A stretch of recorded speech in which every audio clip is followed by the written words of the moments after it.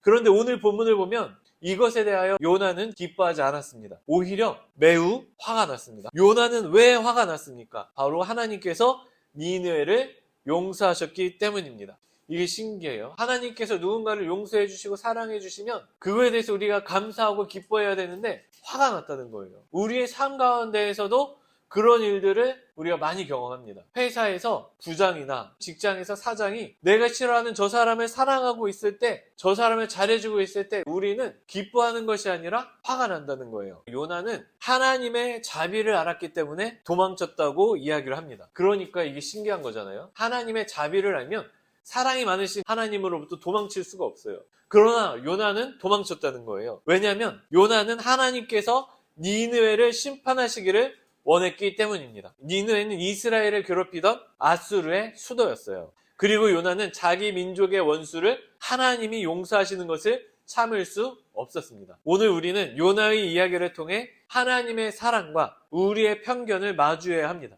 요나는 하나님의 자비를 미워했습니다. 그런데 우리도 때로 특정 사람, 특정 민족, 특정 그룹을 하나님의 사랑에서 제외시키려 합니다. 하지만 지난주 주일 오후에 한나의 기도를 통해 잠깐 살펴보았던 것처럼 기도할 때 우리의 생각을 내려놓고 하나님의 마음을 바라볼 수 있어야 합니다. 그래서 오늘은 우리가 기도할 때 우리의 생각을 내려놓고 하나님의 마음을 바라볼 수 있으시기를 소망합니다.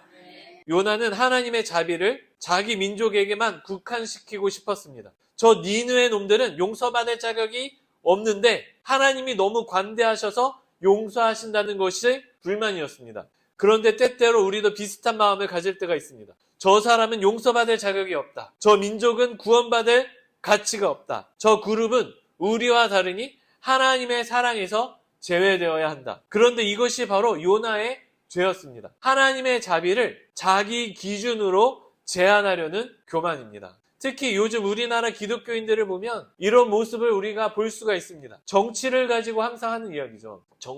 정치를 가지고 저 사람이 기독교인일 수 없다며 서로를 저격하고 욕하기 바쁩니다. 자기 생각, 자기 마음, 자기 편견을 내려놓지 못하기 때문에 벌어지는 일입니다. 하나님이 저 사람을 사랑하는 게 싫은 거예요. 우리가 그런 생각을 가지고 있다면 여기 계시는 우리 성도님들께서는 자기 생각을 다 내려놓으실 수 있기를 바랍니다.